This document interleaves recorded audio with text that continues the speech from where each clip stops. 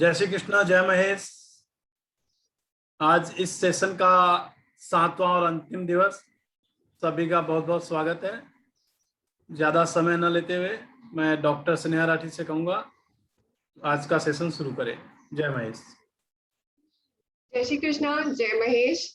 कैसे हैं सब? ओके। तो आज का जो सेशन है हमारा, उसमें हम जो मिनिस्ट्री ऑफ आयुष ने कुछ गाइडलाइंस दी है कि हमें इस कोविड टाइम में किस तरीके से हमें क्या क्या प्रैक्टिस करना चाहिए योगासनों में और ब्रीदिंग क्रिया में, प्राणायाम में, उसका कुछ एक 3 तरीके के प्रोटोकॉल दिए हैं उन्होंने। 10 मिनट का, 20 मिनट का और 45 मिनट का प्रोटोकॉल दिया है। उसमें से आज हम 20 मिनट वाला प्रोटोकॉल करेंगे जो सब लोग रोज फॉलो कर सकते हैं। और उसमें कुछ आसन ऑलरेडी हम कर चुके हैं पिछले 6 दिनों में। आज जो हम कुछ और एक्स्ट्रा आसन है उसमें जो अभी तक मैंने कवर नहीं किया है, वो थोड़े डिफिकल्ट है इसीलिए कवर नहीं किए हैं। तो आप अपनी शारीरिक क्षमता के हिसाब से उसे करें। अगर बाई चांस ऐसा लगता है कि नहीं कंफर्टेबल हो रहा है तो उसे ना करें। सो आज का हम सेशन शुरू करते हैं। सबसे पहले सुखासन में बैठ जाएंगे मैट में।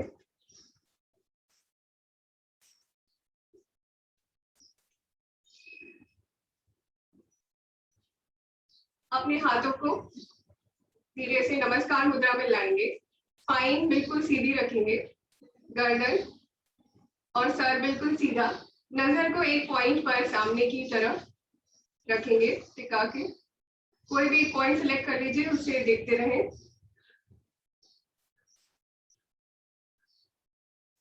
अब धीरे से अपनी आंखों को बंद करेंगे।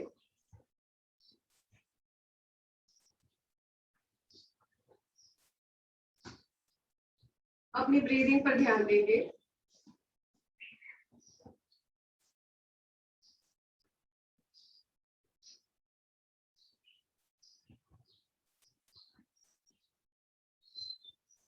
देखिए कितनी सुंदरता से हम सांस को अंदर ले रहे हैं और वापस सांस बाहर छोड़ रहे हैं। नेचर से ऊर्जा ले रहे हैं और वापस नेचर में ही ऊर्जा को छोड़ रहे हैं।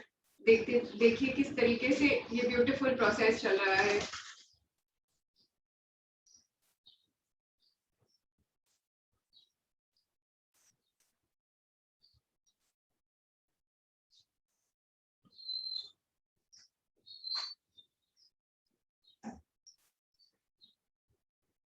अब हम प्रार्थना की शुरुआत करते हैं। हमें अपने मन को हमेशा संतुलित रखना है, इसी में ही हमारा आत्मविकास समाया है।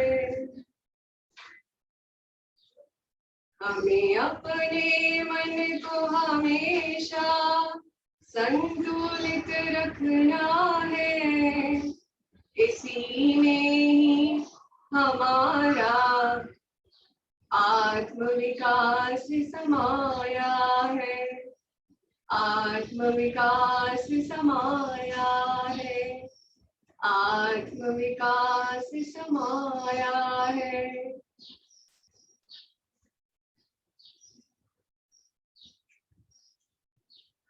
अब धीरे से अपने हाथों को रब करेंगे, आंखों पर रखेंगे और धीरे से अपनी आंखों को खोलेंगे। अब हम शुरू करते हैं। अपने अपने मैट पे खड़े हो जाएंगे।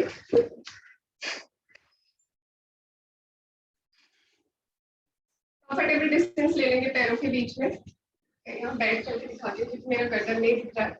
तो मैट पे खड़े खड़े धीरे से गर्दन को ऊपर लेंगे। 1 नीचे। जिनको नेक पे पेन हो रहा है तो वो हल्का हल्का मूवमेंट करें जहां तक आपको कंफर्टेबल लगे। इनहेल, 2 एक्सहेल, सांस अंदर ले, 3 exhale, down, inhale, 4 exhale, down. सामने देखेंगे। अभी राइट साइड में गर्दन को झुकाएंगे। Inhale, exhale, centre, inhale left, exhale centre, सांस ले, राइट, सांस छोड़े, सेंटर, सांस ले, लेफ्ट, सांस छोड़े, centre, again inhale, right, exhale centre, inhale left, exhale centre. अब गर्दन को रोटेट करेंगे, राइट साइड देखेंगे, inhale centre, exhale left, inhale centre, exhale right, inhale centre, exhale left, inhale centre, exhale last time right, inhale centre, exhale left, inhale centre. अब अपने दोनों हाथों को इस तरीके से बाजू पे रखेंगे और उसके बाद शोल्डर को रोटेट, 1 2 3 4 5। अभी उल्टा, 1 2 3 4 एंड 5। अभी रिस्ट को घुमाएंगे, 1 2 3 4 5, उल्टा, 1 2 3 4 5। अभी खड़े रहेंगे और रोटेशन करेंगे, थोड़ा सा पैर में गैप रखेंगे, हाथ को सामने की तरफ और पीछे रोटेट करेंगे, जैसे हमने स्टैंडिंग वक्रासन किया था उसी तरीके से सामने आएंगे। फिर से दूसरी तरफ रोटेट, सेंटर, फिर से राइट साइड, फिर देखिए centre, left side, centre, right side, centre, left side, centre and relax. अब हम लोग घुटने के लिए थोड़ा सा कर लेंगे, ये अगर कोई कर पाए तो करे, नहीं तो आप सिर्फ घुटने को इस तरीके से बेंड कर सकते हैं। जिनको आर्थराइटिस है वो लोग ना करें, स्क्वाट करेंगे और ऊपर आएंगे, 1 2 3 4 5 एंड रिलैक्स। अब सबसे पहला आसन है ताड़ासन, जो हम रेगुलरली करते हैं। इसमें लेकिन 5 काउंट तक रुकेंगे हम लोग ऊपर, और आप हाथ को इस तरीके से इंटरलॉक कर सकते हैं। तो साइड से हाथ ऊपर लेके जाएंगे, इंटरलॉक करेंगे और ऊपर की तरफ स्ट्रेच करेंगे। यहाँ पे 5 काउंट तक रुकेंगे और फिर धीरे से नीचे। ओके, जो लोग पंजे तक नहीं जा सकते, पंजे के ऊपर, वो लोग सिंपली हाथ को स्ट्रेच करिए ऊपर। चलिए स्टार्ट करते हैं। Inhale 1 2 3, stretch 2 3 4 5 6, exhale 1 2 3। फिर से इनहेल 1 2 3, स्ट्रेच 2 3 4 5 6, एक्सहेल 1 2 3। एक और राउंड करते हैं।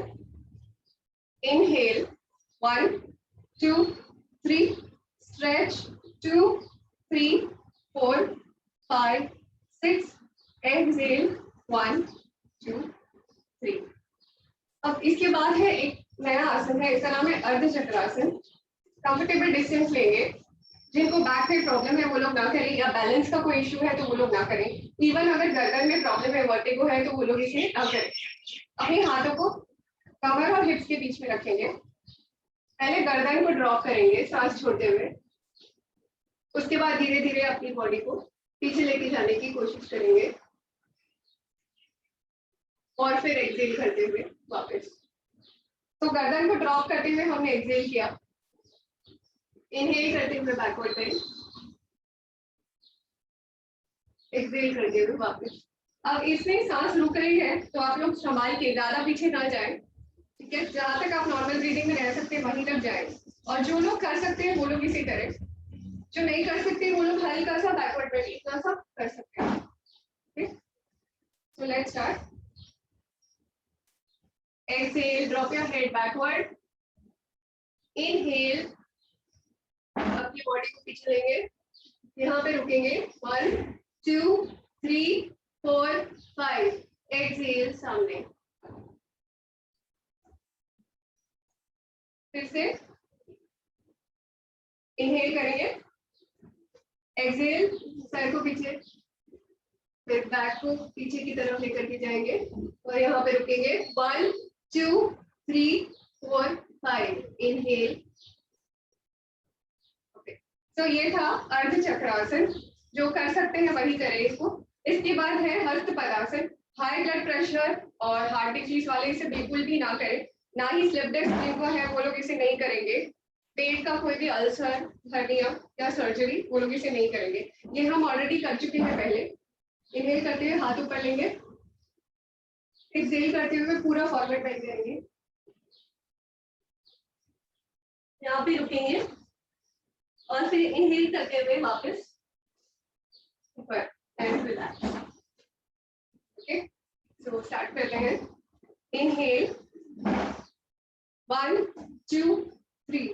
एक्सहेल 1 2 3. यहाँ पे रुकेंगे. 2 3 4 5 6. इनहेल, वापस ऊपर आएंगे. 1 2 3. एक्सहेल 1 2 3. जब नीचे रुकेंगे तो नॉर्मल ब्रीदिंग रहेंगे.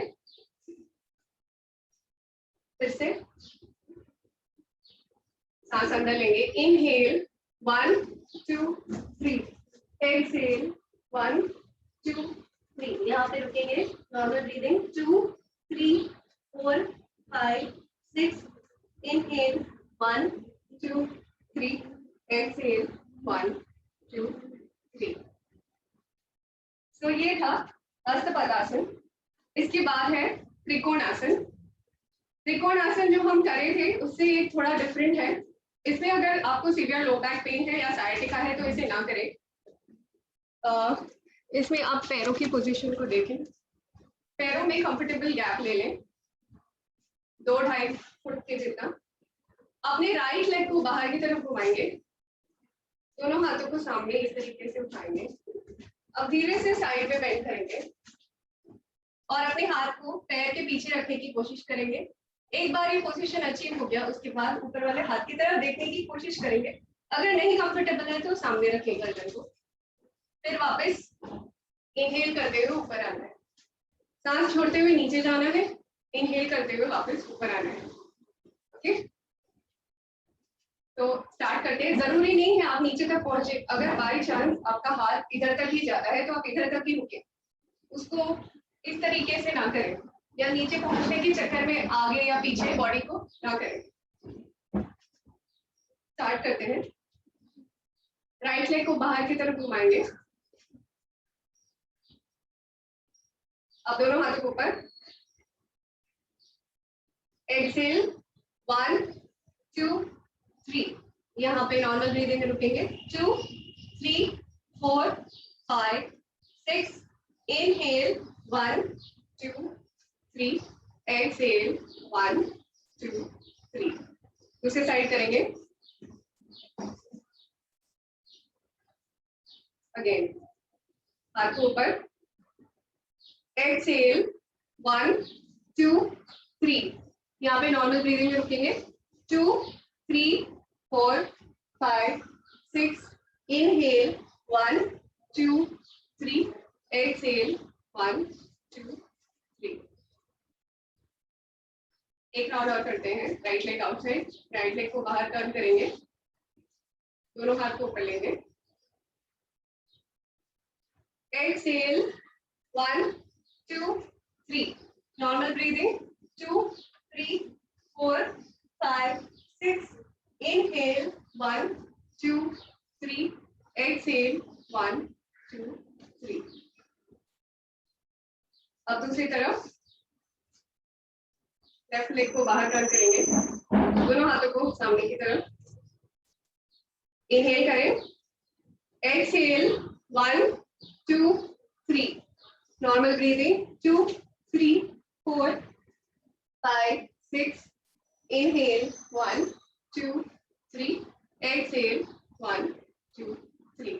इससे साइड के मसल्स को बहुत, कमर के साइड के मसल्स को बहुत अच्छा स्ट्रेच मिलता है. ओके, प्लस आपका ये साइड पूरा ओपन होता है, इसीलिए आपके साइड की लंग्स में अच्छी खासी एरेशन, हवा ज्यादा अच्छी होती है, ऑक्सीजनेशन बेटर होता है, इसीलिए आसन बहुत अच्छा है, कमर के लिए भी बहुत फायदेमंद है. नेक्स्ट आसन है, अब हम सिटिंग आसन की तरफ जा रहे हैं. तो बैठ जाएंगे अपने मैट के ऊपर दंडासन के पोजीशन में. ये आसन है भद्रासन. तो जिन्हें नी ऑस्टियोआर्थराइटिस या पैर में कोई इंजरी है तो वो लोग इसे ना करें. दोनों पंजों को ज्वाइन करेंगे और धीरे से अपने पास लेकर के आएंगे. इंपॉर्टेंट है कि आप अपने बैक को बिल्कुल स्ट्रेट रखें.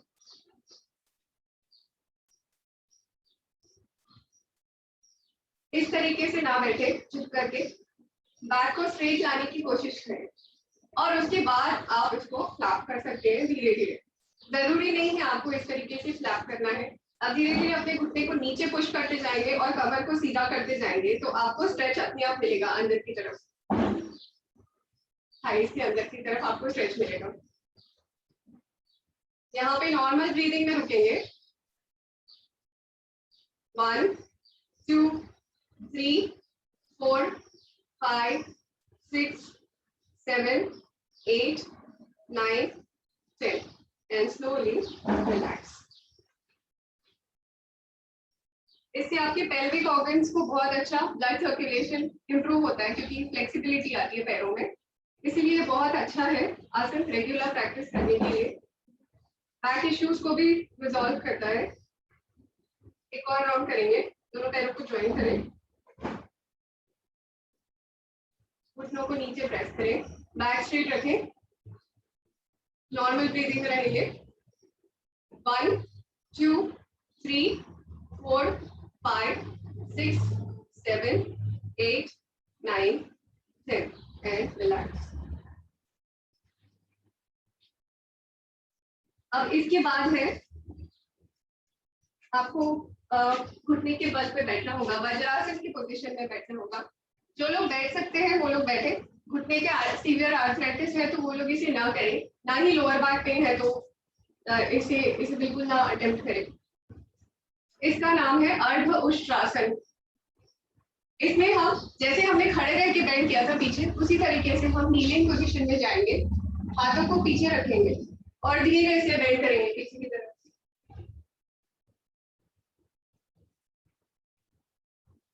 फिर से सीधा हो जाएंगे और देन रिलैक्स करेंगे. तो जो लोग कर सकते हैं वो लोग इसे करें, जो नहीं कर सकते वो लोग इसे सब्स्टिट्यूट कर सकते हैं. आप सिर्फ नीलिंग पोजीशन में जाके हल्का सा ऊपर की तरफ देख सकते हैं, इस तरीके से भी चलेगा. सो घुटने के बल पे जाएंगे, दोनों हाथों को पीछे रखेंगे, इनहेल करते हुए पीछे बेंड करेंगे. 1, 2, 3, 4, 5, 6. एक्सहेल करते हुए सामने एंड रिलैक्स. फिर से एक राउंड करते हैं. घुटने के बल पे जाएंगे, इनहेल करते हुए पीछे की तरफ बेंड करेंगे. 1, 2, 3 यहाँ पे रुकेंगे. 2, 3, 4, 5, 6. एक्सहेल 1, 2, 3 और फिर इससे चेस्ट ओपनिंग बहुत अच्छे से होता है, तो इसीलिए ब्रीदिंग आपका बहुत अच्छा इम्प्रूव होता है. तो ये बहुत अच्छा आसन है अगर आपको अपने यहाँ के मसल्स, आगे चेस्ट के मसल्स को लूज करना है, फ्लेक्सिबल करना है, तो ये बहुत ही अच्छा आसन है. नॉर्मली हम सबका पोस्चर इस तरीके से रहता है क्योंकि आजकल बहुत लैपटॉप वगैरह के काम हो रहे हैं. तो ये इस आसन से क्या होता है, जैसे ये पोजीशन है हम इसको ओपन कर रहे हैं तो पोस्चर करेक्शन में ये बहुत हेल्पफुल है. अब हम जाएंगे नेक्स्ट आसन जिसका नाम है शशांक आसन. इसमें जिस पोजीशन में आप बैठे हैं वज्रासन की पोजीशन में, उसी अंगूठे को, पैरों के अंगूठे को जोड़ के रखें. सिर्फ पैरों को इस तरीके से स्प्रेड करें, अपने हाथों को आगे स्लाइड करते हुए लेके जाएं और चिन को नीचे रखें. रखें, अगर आप रख सकते हैं तो। अगर नहीं रख सकते तो जहां तक आप जा सकते हैं वहीं रुके। अगर आपकी एब्डोमिनल सर्जरी हुई है या फिर घुटने में बहुत ज्यादा सीवियर प्रॉब्लम है तो आप इसे नहीं करें। लोअर बैक पेन है बहुत ज्यादा सीवियर तो इसे नहीं करें। मैं आपको साइड से भी दिखाती हूँ। पैरों को स्प्रेड किया, एक्सहेल करते हुए नीचे जाएंगे, चिन को नीचे रखने की कोशिश करेंगे। यहाँ पे रुकेंगे, नॉर्मल ब्रीदिंग है। 2 3 4 5 6 इनहेल, वापस ऊपर आ जाएंगे एंड रिलैक्स। तो ये था शशांक आसन। इसके जगह अगर आप ये नहीं कर पा रहे हैं तो आप सिंपली बालासन भी कर सकते हैं। पैरों को साथ ही रखें और इस तरीके से फॉलो करें और फिर वापस आ जाए। ओके, तो इस तरीके से भी आप कर सकते हैं बालासन। इसके बाद है वक्रासन, जो है ट्विस्टेड पोस्चर। तो एक पैर सीधा रखेंगे, एक पैर को इस तरीके से मोड़ लेंगे। अगेन इसमें लोअर बैक का कोई इशू है, पेट की सर्जरी हुई है, पेट का अल्सर है, हर्निया है, तो इसे ना करें। तो अपने पैर को मोड़ के घुटने के पास रखेंगे। राइट लेग को मोड़ा है, घुटने के पास रखा है। अब हम एक हाथ राइट हैंड को पीछे रखेंगे, अपने बैक को सीधा करेंगे, लेफ्ट हैंड को ऊपर लेंगे, यहाँ से घुमा करके घुटने के बाजू से घुमा करके इस पंजे को पकड़ने की कोशिश करेंगे। अगर नहीं पकड़ा जाता कोई बात नहीं, घुटने को पकड़ सकते हैं या पंजे को पकड़ सकते हैं। अब धीरे से अपनी बॉडी को पीछे की तरफ ट्विस्ट करेंगे, पेट को बाहर निकालने की कोशिश करेंगे। यहाँ से यहाँ पर रुकेंगे और फिर वापस आ जाएंगे। ओके, ट्राई करेंगे जहां तक जितना होता है उतना आप कीजिए आराम से। ओके, राइट लेग को बेंड करेंगे, एक हाथ पीछे, बैक स्ट्रेट। इनहेल करेंगे, यहाँ पे पकड़ेंगे, एक्सहेल करते हुए ट्विस्ट, यहाँ पे नॉर्मल ब्रीदिंग में रुकेंगे। 1 2 3 4 5 6 इनहेल करते हुए वापस बैक एंड रिलैक्स। अब दूसरी तरफ से देखते हैं। लेफ्ट लेग को बेंड करेंगे, बैक को स्ट्रेट रखेंगे। अब राइट हैंड को ऊपर से उठा के इसको पकड़ेंगे, inhale, exhaling twist. 1 2 3 4 5 6 inhale, centre and relax. तो ये था वक्रासन। ये हमारे डाइजेस्टिव सिस्टम में, क्योंकि पेट में ट्विस्ट हो रहा है, इसीलिए डाइजेशन को में बहुत मदद करता है। प्लस पेट में पैनक्रियास, स्प्लीन सब चीजें हैं। जो डायबिटीज है उनके लिए ये ट्विस्टिंग पोस्चर बहुत अच्छा होता है, क्योंकि पैनक्रियास के ऊपर प्रेशर आता है और ऑटोमेटिकली जो उसके एंजाइम्स हैं वो बेटर प्रोड्यूस हो सकते हैं। तो ये बहुत बेनिफिशियल है। लेकिन ये सारे जो डिफिकल्ट आसन है वो अगर आप स्किप करना चाहें तो आप कर सकते हैं या उसे मॉडिफाई कर सकते हैं अपने शरीर के हिसाब से। अब नेक्स्ट है भुजंग आसन। तो उसके लिए हम साइड पे टर्न होकर के उल्टा लेट जाएंगे। ये आप सबको पता है।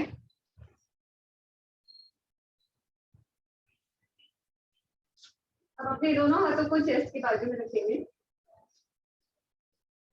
पैरों को साथ में रखेंगे, सांस अंदर लेते हुए ऊपर आएंगे। 1 2 3 नॉर्मल ब्रीदिंग में रहेंगे। 2 3 4 5 6 सांस छोड़ते हुए नीचे। 1 2 3 फिर से एक राउंड करते हैं। सांस लेंगे, इनहेल 1 2 3 नॉर्मल ब्रीदिंग 2 3 4 5 6 एक्सहेल 1 2 3।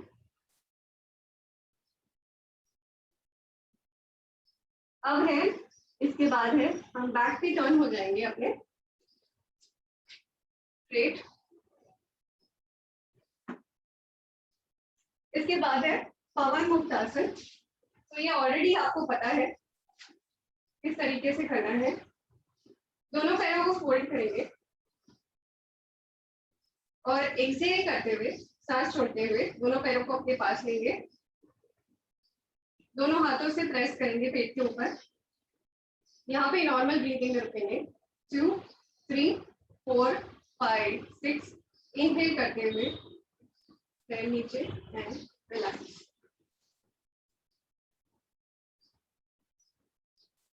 फिर से सांस छोड़ते हुए 1 2 3 पेट पे प्रेस करेंगे, 2 normal breathing, 3 4 5 6। Inhale 1 2 3 and relax. एक और राउंड करते हैं, दोनों पैरों को मोड़ेंगे। एक्सहेल 1 2 3। यहाँ पे रुकेंगे, पेट पे प्रेस करेंगे, पैरों को ट्राई करेंगे 2 3 4 5 6। इनहेल 1 2 3। हर आसन को अपनी बॉडी को रिस्पेक्ट करते हुए करना है। अगर बॉडी पेन बता रहा है मतलब आप ज्यादा कर रहे हैं, तो हमेशा रिस्पेक्ट कीजिए कि बॉडी क्या बता रहा है। अब एक करवट पे आकर के धीरे से उठ के रखेंगे।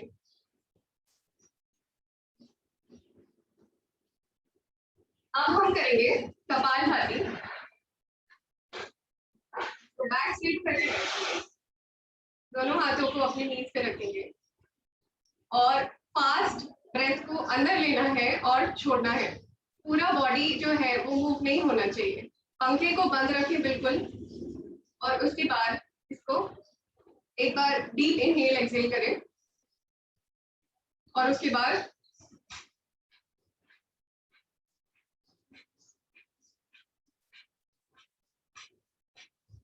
दस स्ट्रोक्स इस तरीके से करेंगे। हवा का मूवमेंट यहाँ से यहाँ तक आपको फील होना चाहिए, नाक से सर तक, फोरहेड तक जा रहा है और वापस बाहर आ रहा है। आपको मेरी सांस की आवाज आ रही है कि नहीं मुझे नहीं पता चलेगा। देखिए मैं एक बार फिर से कर रही हूँ। इनहेल एक्सहेल,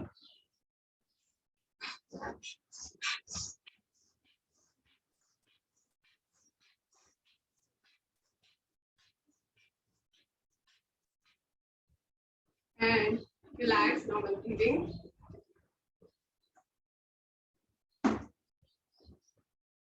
दस स्ट्रोक्स करेंगे। ओके, एक बार डीप इनहेल एंड एक्सहेल करें और फिर शुरू करें।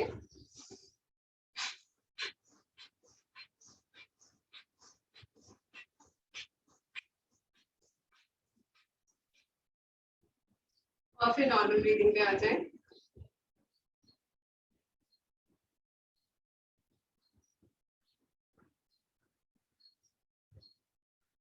एक राउंड आप खुद से करें। 30 राउंड टोटल, 30 काउंट ही करना है टोटल। अगर आपका 30 हो चुका है तो ठीक है, वरना और 10 राउंड करें। इनहेल करें, एक्सहेल करें और फिर फोर्सफुली नाक से सांस अंदर बाहर, अंदर बाहर, अंदर बाहर।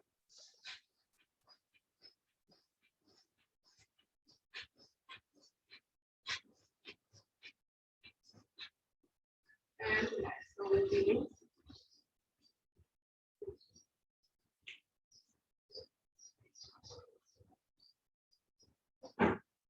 तो ये था कपालभाति। इसके बाद हम करेंगे अनुलोम विलोम। तो अनुलोम विलोम के लिए आप विष्णु मुद्रा बना लें अपने हाथों से।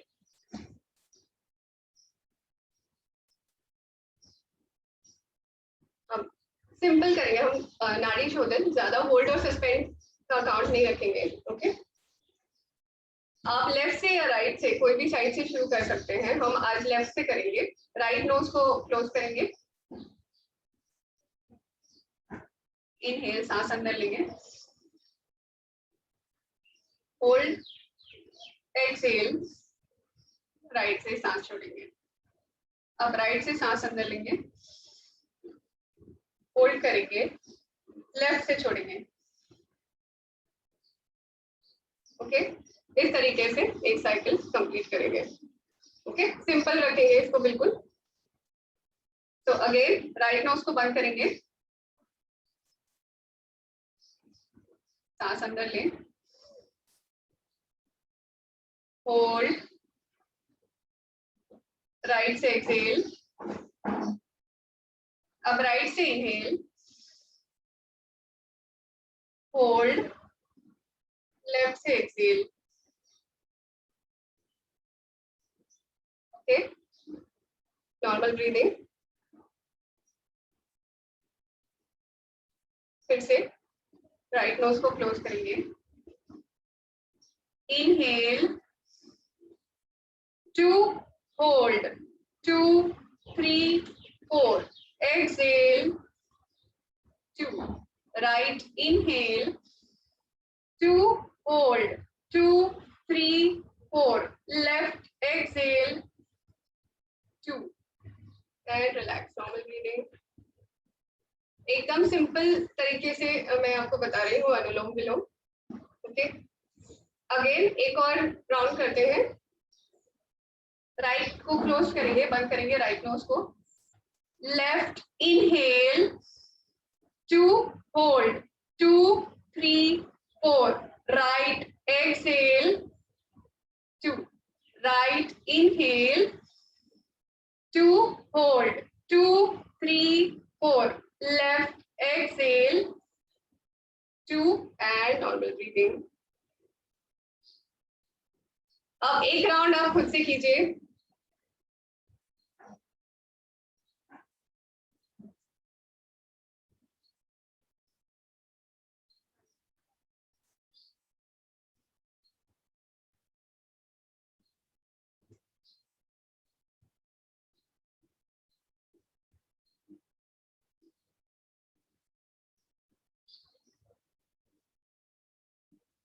ओके। हो जाने के बाद अपने दोनों हाथों को इस तरीके से कान में रखेंगे, या तो फिंगर्स को आंखों पे रखेंगे या सर के ऊपर रखेंगे, और 3 राउंड्स भ्रामरी प्राणायाम करेंगे। सो इनहेल करेंगे और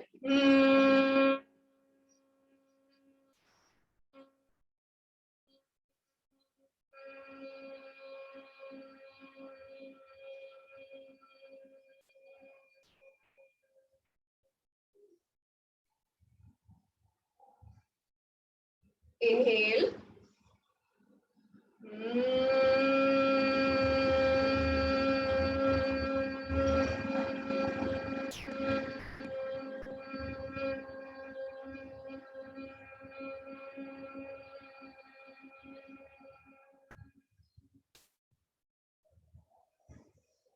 inhale,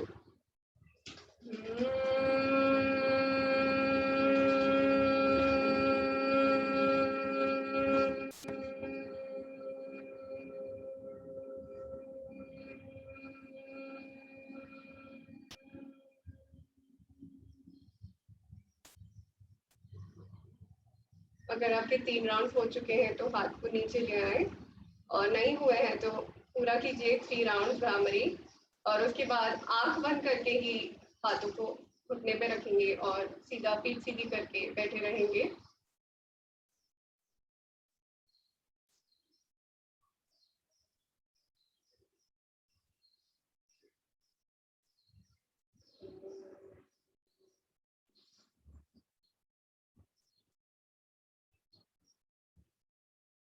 और अब अपना ध्यान अपने श्वास की तरफ लेकर के जाएंगे,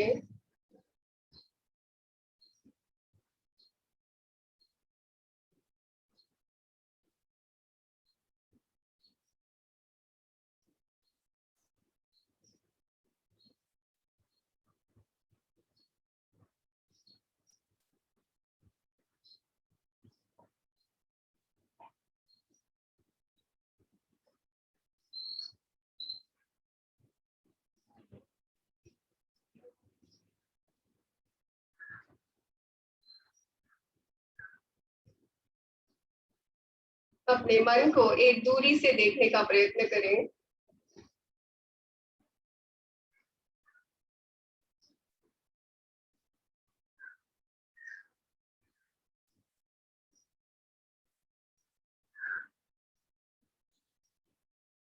अगर विचार आ रहे हैं तो धीरे से उसे फिर से श्वास पर ले आए,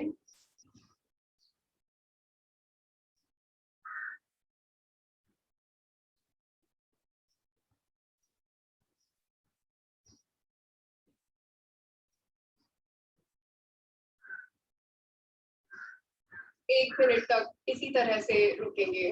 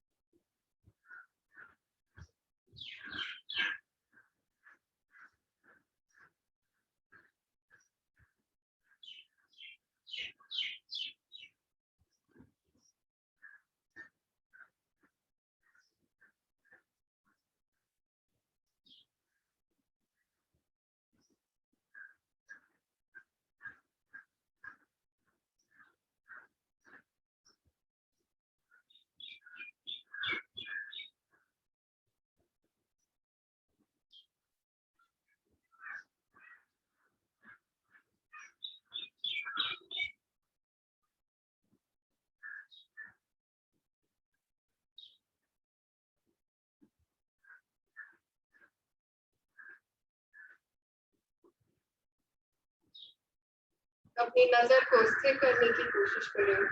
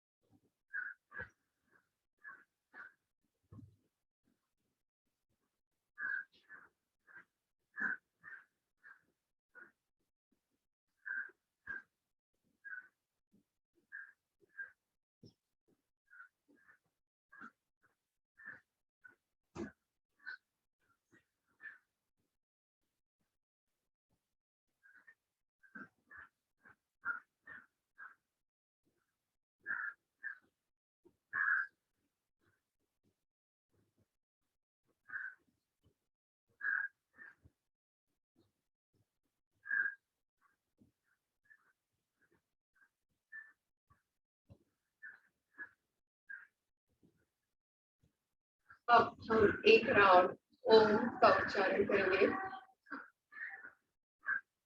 इनहेल,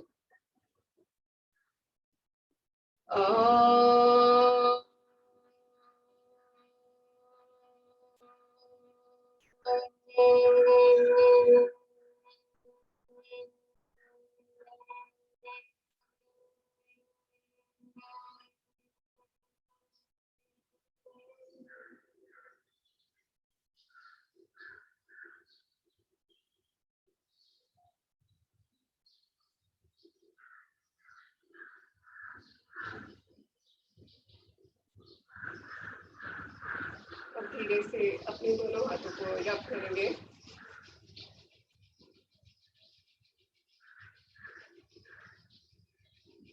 और आंखों के ऊपर उंगली रखेंगे और धीरे से आंखें खोलेंगे। हाथों को नीचे करके आंखें खोलेंगे।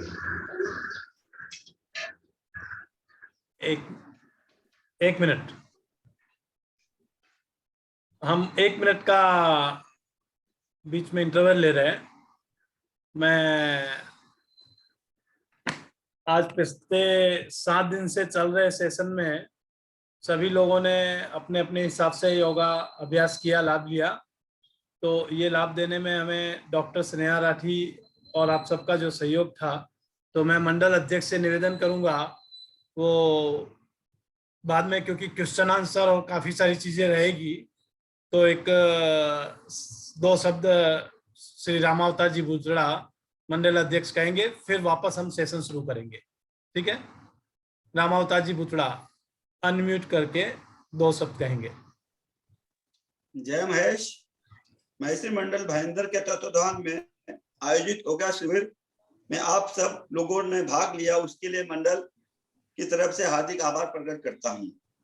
साथ ही मैं आभारी हूं डॉक्टर स्नेहा राठी का, जिसने अपनी व्यस्तता के बाद भी इस शिविर के लिए अपना अमूल्य समय दिया।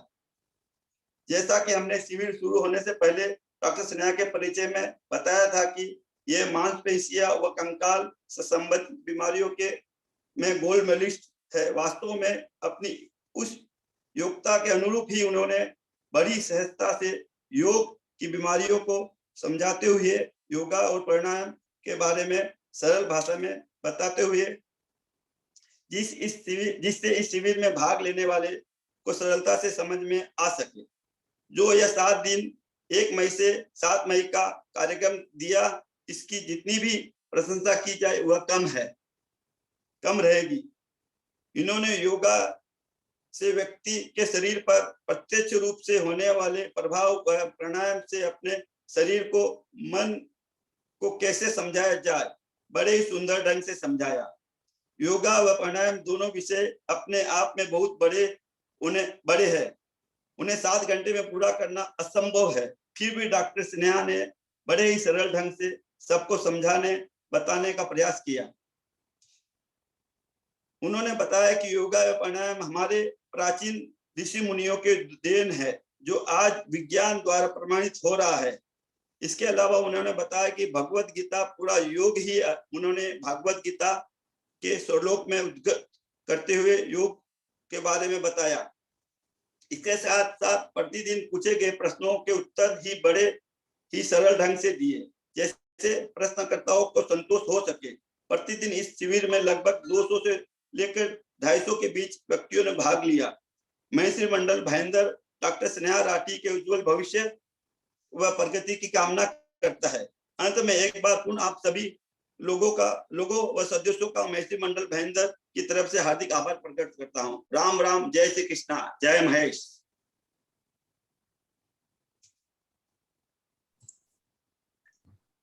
जय महेश। मैं पुनः डॉक्टर स्नेहा से निवेदन करूंगा वो कार्यक्रम को चालू रखें। जय श्री कृष्णा।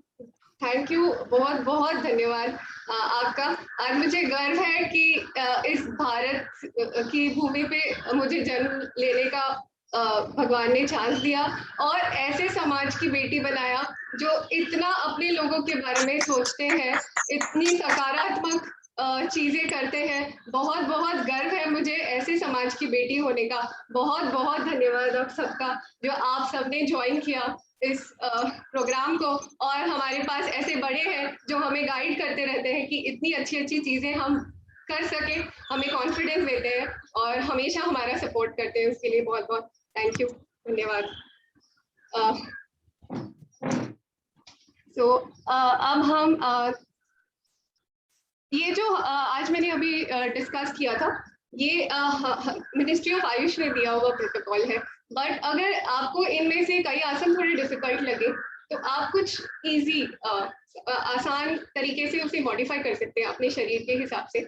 और उसके बाद कोई आसन आप स्किप भी कर सकते हैं, आपको अपनी शारीरिक क्षमता के हिसाब से आप उसको मॉडिफाई कर सकते हैं। तो अब आज जो हम डिस्कस करने वाले हैं उसका नाम है वो हम हार्ट डिजीज के बारे में डिस्कस करेंगे। जैसे कि कल मैंने ये कहानी बताई थी, हम एक ही पहलू को देखते हैं, हमें सारे पहलुओं को देखना चाहिए। तो ये सारे पहलू हैं, आहार विहार आचार विचार, इन सारे पहलुओं को देखते हुए ही कोई भी आप डिजीज बोल लीजिए, कोई भी कंडीशन जो है वो हमें उसको उसी तरीके से ठीक करना चाहिए।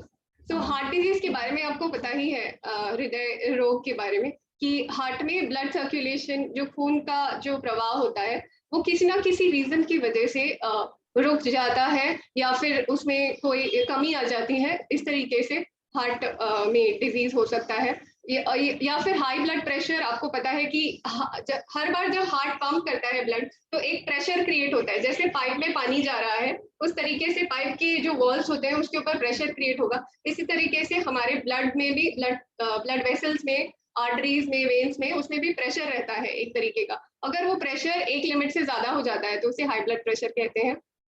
तो अब इसमें हमें क्या क्या ध्यान रखना चाहिए, तो मैं बहुत गाइडलाइंस बताऊंगी आपको। ऑब्वियसली अगेन ये मेडिकल इंटरवेंशन का ऑल्टरनेटिव नहीं है, आपको मेडिकल इंटरवेंशन लेना ही होगा, लेकिन फिर भी क्या क्या चीजें ध्यान रखनी चाहिए ये बताऊंगी।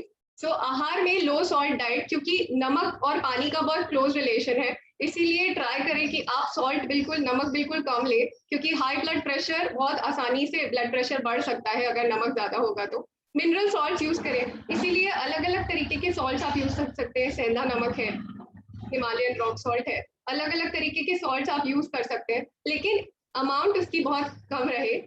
दूसरी चीज है सात्विक आहार। ये आपको पता ही है ऑलरेडी कि सात्विक भोजन करने से बेटर होता है। इसमें राजसिक अगर भोजन करेंगे, जैसे बहुत नमक, बहुत तेल और बहुत स्पाइसेस वाला, तो और ब्लड प्रेशर बढ़ने में वो बढ़ा सकता है या हार्ट डिजीज को और सीवियर कर सकता है। इसीलिए ध्यान रहे कि आपका आहार बिल्कुल सात्विक हो।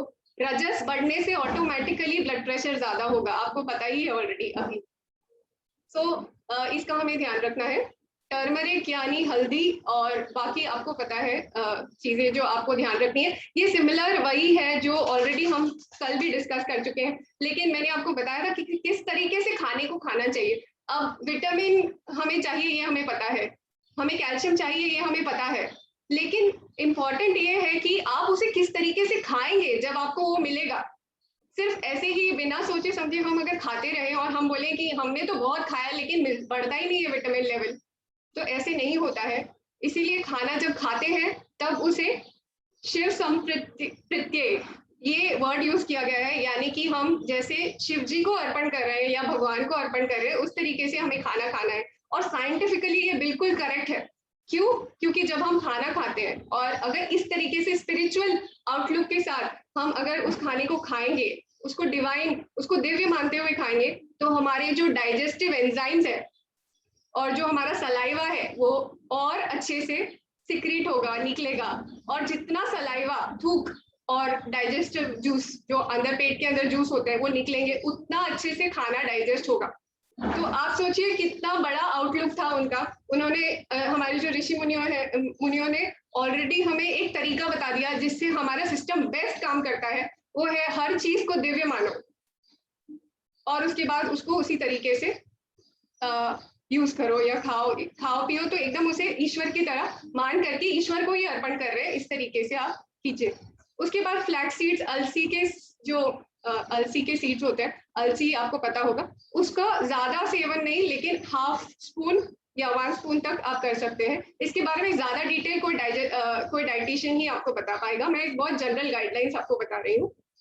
हमारे जो गुरु है हंसा माँ, वो बताते हैं कि अगर आप आधा कप गर्म पानी का सोने से पहले पिए तो हार्ट अटैक प्रिवेंट करने में मदद हो सकती है। इसीलिए हर रोज रात को आधा कप गर्म पानी, warm water, Luke warm water P करके सोना चाहिए।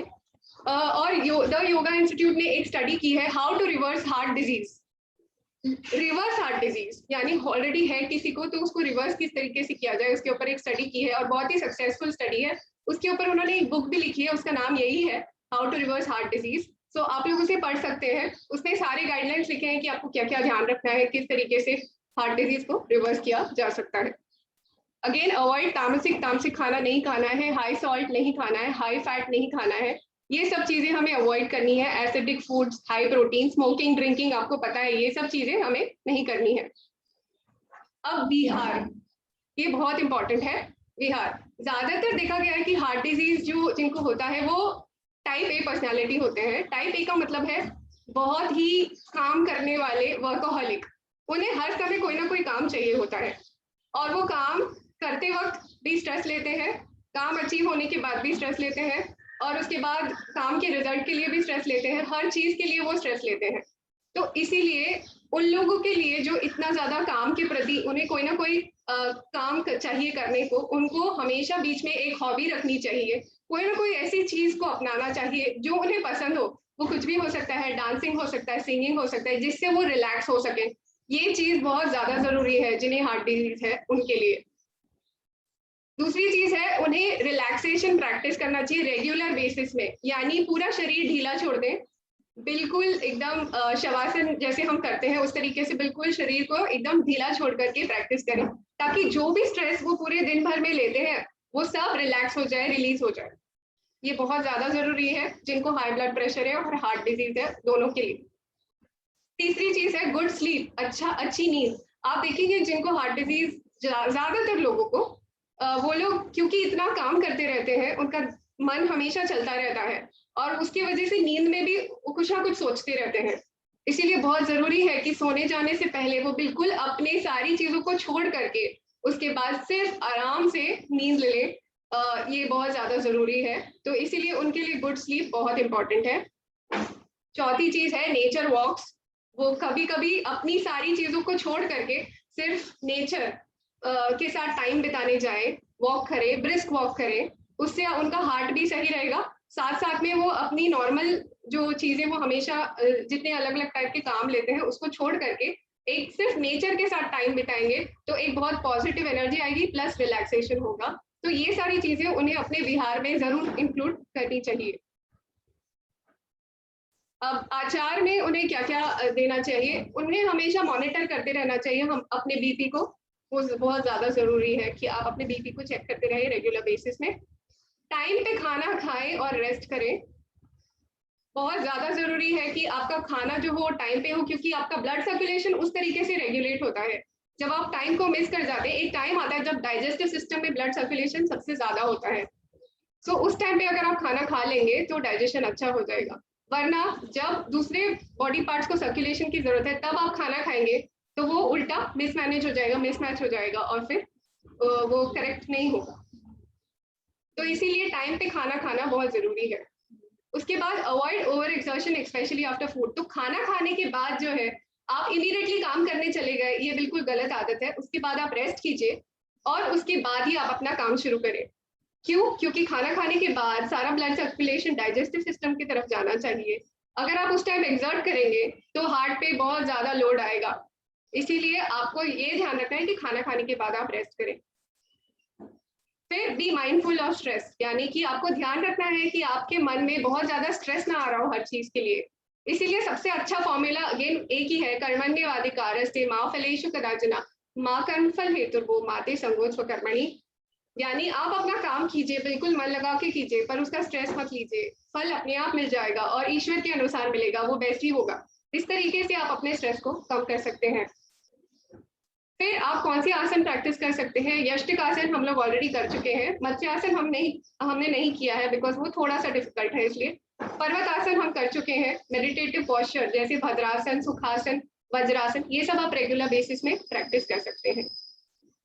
फिर विपरीत करनी कर सकते हैं, जिसमें मैंने परसों बताया था कि पैरों को वॉल के ऊपर रख करके आप लेट सकते हैं इस तरीके से, लेकिन धीरे धीरे उसे प्रैक्टिस करें। एक दिन में बहुत ज्यादा देर नहीं, 30 सेकेंड्स काफी है। उसके बाद धीरे धीरे उसे बढ़ा सकते हैं। कोई भी आसन में सांस को रोकना नहीं है, ना ही रोकी हुई सांस की स्थिति में बने रहना है। इस तरीके से कहीं पे भी सांस नहीं रोकना है, ये आपको ध्यान रखना है कोई भी आसन में। उसके बाद रेचक में हम लंबा सांस लेते हैं और फिर सांस को धीरे धीरे छोड़ते जाते हैं लंबे समय के लिए। सो रेचक प्राणायाम आप कर सकते हैं। जितना आप लंबा लंबा सांस छोड़ेंगे उतना आपको रिलैक्सेशन होता है, माइंड बिल्कुल रिलैक्स हो जाता है। इसीलिए आपको एक्सहेलेशन, सांस छोड़ने पे फोकस करना है। फिर प्राणायाम नंबर 4 जो हम लोग ऑलरेडी कर चुके हैं वो आप कर सकते हैं। और अनुलोम विलोम रेगुलर बेसिस पे आपको प्रैक्टिस करना चाहिए। इससे जो है एक्टिविटी, जैसे मैंने बताया था, राइट नोज जो होता है वो एक्टिविटी के लिए होता है और लेफ्ट वाला जो होता है वो रेस्ट के लिए होता है, आराम के लिए होता है। इससे हमारा ये जो है वो बैलेंस हो जाएगा बिल्कुल। तो इसीलिए अनुलोम विलोम एक्टिविटी और रेस्ट को बैलेंस करने के लिए है। तो हार्ट डिजीज और हाई ब्लड प्रेशर वालों के लिए बहुत ही अच्छा है। विचार में क्योंकि इनका जो नॉर्मली जो उस रिसर्च में बिहेवियर पाया गया है उसमें ये बताया गया है कि वो काफी अग्रेसिव होते हैं। उन्हें कोई भी काम करने की इच्छा रहती है, इसके लिए वो उसके लिए बहुत अपने एफर्ट्स लगाते हैं। प्लस सेल्फ क्रिटिकल होते हैं, वो अपने ही बारे में अपने आप को ही एनालाइज कर लेते हैं। इस तरीके की पर्सनालिटी होती है। तो इसीलिए उन्हें हमेशा जॉय, खुशी प्रैक्टिस करनी चाहिए। चाहे कुछ हो या ना हो, आप अपने काम को करके खुश हैं, इस तरीके से आपको प्रैक्टिस करना चाहिए। 10 पॉजिटिव पॉइंट्स जो हमने एक दिन एक्टिविटी भी की थी वो हमेशा प्रैक्टिस करिए। रात को सोने से पहले रोज 10 पॉजिटिव पॉइंट्स लिख करके सोइए, अपने आप को मोटिवेट कीजिए इस तरीके से सकारात्मक होने के लिए। डेवलप फेथ, भगवान पर विश्वास रखिए, ये बहुत ज्यादा जरूरी है। हम अपना काम कर रहे हैं, ईश्वर अपना काम कर रहे हैं, इसीलिए हमें ये विश्वास होना बहुत जरूरी है कि वो हमारे काम को बिल्कुल जस्टिस करेंगे और उसे बराबर देखेंगे और बिल्कुल सपोर्ट करेंगे। वैराग्य भाव को अपनाएं। वैराग्य का मतलब है अगेन जब हम अपना काम करते हैं उसके बाद रिजल्ट्स को छोड़ दीजिए और काम को भी छोड़ दीजिए। ये काम हो गया, उसके बाद उसे छोड़ दीजिए, बिल्कुल रिजल्ट अपने आप आएगा और आगे की प्रोसेस भी अपने आप होगी। तो वैराग्य भाव को ज्यादा से ज्यादा प्रैक्टिस करना चाहिए। वैराग्य भाव के लिए एक आसन है, योग मुद्रा, जो हम लोग करते हैं आगे की तरफ झुकने वाला। उससे हम सरेंडर कर सकते हैं भगवान को कि जैसा आपको चाहिए वैसा हम पूरी तरीके से आपको सरेंडर करते हैं। इस तरीके से आप रेगुलर बेसिस पे वैराग्य भाव प्रैक्टिस कर सकते हैं। और फिर परिकर्मास, परिकर्मास मतलब जो मैंने एक दिन क्वेश्चन के आंसर में दिया था, मैत्री, करुणा, मुदिता, उपेक्षा। जो लोग खुश रहते हैं उनसे मैत्री कीजिए, मित्रता कीजिए। जो लोग दुखी रहते हैं उनके लिए करुणा कीजिए, कंपैशन रखिए। जो लोग आपसे ऊपर है या जिन्होंने और अच्छे काम किए हैं उनके लिए खुशी महसूस कीजिए, अंदर जॉय, एक आनंद का भाव महसूस कीजिए। और जो लोग दूसरों की चीजों में बाधा डालते हैं अननोइंगली, उनके प्रति इंडिफरेंस यानी कि बिल्कुल आप उन्हें अवॉइड कीजिए, उनकी तरफ ज्यादा ध्यान देने की कोशिश मत कीजिए, अपनी मन स्थिति पे कॉन्सेंट्रेट कीजिए। ये परिकर्मास है, ये भी उनके लिए बहुत अच्छा है। ये आप एक आदमी के साथ भी प्रैक्टिस कर सकते हैं और सबके साथ भी प्रैक्टिस कर सकते हैं। एक आदमी के भी अलग अलग स्वरूप होते हैं दिन में, कभी वो खुश रहते हैं, कभी वो गुस्से में आते हैं। तो आप अलग अलग कंडीशन में अलग अलग इन चारों चीजों को प्रैक्टिस कर सकते हैं। मैत्री, करुणा, मुदिता और उपेक्षा, इन चारों चीजों को प्रैक्टिस कर सकते हैं। अब मैं आपको बताना चाहूंगी कि हम सबके पास इतनी ऊर्जा है। आप देखिए, हम सब जो है इतनी ऊर्जा सबको देते हैं। आपकी ऊर्जा आप तक ही नहीं रहती, सिर्फ आपके बच्चों के पास जाती है, आपके परिवार वालों के पास जाती है। हमारी ऊर्जा सब तरफ फैलती है, हमारे समाज में फैलती है, हमारे देश में फैलती है। ये ऊर्जा की ताकत हम सबके पास है और इस ऊर्जा को हमें किस तरीके से रखना है ये हमारे हाथ में है। तो इसीलिए हमारे पास जो इतनी शक्ति है उसका हम बहुत ही पॉजिटिवली यूज कर सकते हैं और इस शक्ति को हम धीरे धीरे अपने बच्चों तक पहुंचा सकते हैं, अपने समाज तक पहुंचा सकते हैं, अपने देश तक पहुंचा सकते हैं। अपनी शक्ति पर भरोसा रखिए और उस पर निरंतर काम करते जाइए। डेफिनेटली बहुत ही अच्छा रिजल्ट आएगा ही आएगा। आज कोरोना काल में हमें इस ऊर्जा शक्ति पर भरोसा रखना है और निरंतर काम करते जाना है। उस पर हमें योग के रास्ते को धीरे धीरे अपनाते जाना है और उसके बाद इस ऊर्जा शक्ति को बढ़ा करके सब तक पहुंचाना है, हर तरफ फैलाना है। ये श्लोक है जिसमें श्री कृष्ण जी बता रहे हैं कि उनका योगी, एक कोई भी योगी जो होता है वो फेवरेट क्यों है। उसमें वो सीधा बता देते हैं कि अ योगी इज सुपीरियर टू, वो तपस्वी से ऊपर है, ज्ञानी से ऊपर है, कर्मी से ऊपर है। इसीलिए हे अर्जुन, आप योगी बनिए, इसीलिए योग का पाठ अपनाइए और सभी लोग योग को बिल्कुल अपने जीवन में उतारिए। कोई भी योग संस्था से जुड़े और योग को पूरी तरह से अपने जीवन में उतारते जाइए, आपको फायदा ही फायदा होगा। क्योंकि ये कृष्ण जी का फेवरेट है, तो आई एम श्योर हम सबको योग के पाथ पे उतरने से फायदा ही होगा। ये हमारे गुरु है जिनसे मैंने सीखा है, ये द योगा इंस्टीट्यूट और उनकी पूरी फैमिली है। इन्होंने गृहस्थ योग बनाया है, यानी सारे गृहस्थ लोगों के लिए। पहले योग इस तरीके से था कि सिर्फ पहाड़ों में जाकर के किया जा सकता था या सिर्फ संन्यास लेकर के किया जा सकता है, इस तरीके से उसके बारे में ज्यादा फेमस था। इन्होंने सब गृहस्थों के लिए इतना उन्होंने दूरदर्शिता रखी कि उन्होंने सारे आसनों को एकदम सिंपल कर दिया, सारे प्राणायामों को बिल्कुल सिंपल कर दिया और हर कोई गृहस्थ में रह करके भी फिर भी योग को अपना सके, इस तरीके से उन्होंने पूरे योग को ढाल दिया। तो उनको मैं शत नमन करती हूँ। और ये मेरे गुरु हैं जिनसे मैंने सीखा है योग। अब मैं आपसे सबसे रिक्वेस्ट करना चाहूंगी कि कोविड काल में हम सब ये सब फॉलो करें, सोशल डिस्टेंसिंग फॉलो करें, फेस मास्क लगाएं, हाथ धोते रहें और सैनिटाइज करते रहें हाथों को। प्लस वैक्सीनेशन जरूर लें, क्योंकि यही एक हथियार है हमारे पास जिससे हम कोरोना को हरा सकते हैं। तो वैक्सीनेशन जरूर लें।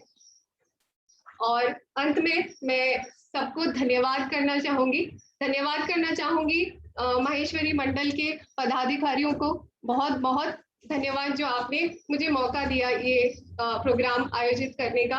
धन्यवाद देना चाहूंगी कमेटी मेंबर्स और वॉलंटियर्स और सारे जो महेश्वरी मंडल में कार्यकर्ता है उनको बहुत बहुत धन्यवाद देना चाहूंगी मैं कि आपने इतना मोटिवेट किया और इतने एफर्ट्स लिए कि ये सब तक ये इंफॉर्मेशन स्प्रेड हो सके। उसके बाद योगा कोर कमेटी को धन्यवाद देना चाहूंगी जो आप कॉन्स्टेंटली मैनेज करते रहे हर चीज को, जैसे लोगों ग्रुप में जुड़ना है, छोड़ना है, या फिर सब तक लोगों को सारी इंफॉर्मेशन पहुंचानी है, क्वेश्चंस को अरेंज करना है, सब चीजों के लिए बहुत बहुत धन्यवाद। और सबसे इम्पोर्टेंट मैं धन्यवाद देना चाहूंगी आप सबको जो आपने इतने कीमती समय आपका इतना कीमती समय उसमें से 1 घंटा आपने निकाला और उसके बाद इस सेशन के लिए जुड़े। आपके बिना ना ये सेशन होता, ना कोई आइडिया होता, कुछ भी नहीं हो सकता था, इसीलिए आप सबको बहुत बहुत बहुत धन्यवाद। और लास्ट में यही कहूंगी, योग को जरूर अपनाएं, क्योंकि मोदी जी जिस तरीके से कहते हैं कि योग सिर्फ आपके सेहत को अच्छा ही नहीं रखता बल्कि वेलनेस में भी बहुत काम करता है। मतलब हर तरीके से हर एरिया में योग जो है वो बहुत ज्यादा मदद करता है, इसीलिए योग को हर समय अपनाएं, योग की सेवा में लग जाए, योग अपने आप आपको सब कुछ दे देगा। इसीलिए मैं आप सबसे रिक्वेस्ट करूंगी कि आप योग को जरूर अपनाएं। और फिर अब 1 मिनट में आपके सारे जो क्वेश्चंस हैं उनका आंसर मैं अभी देने की कोशिश करूंगी। थैंक यू सो मच, धन्यवाद, जय श्री कृष्णा।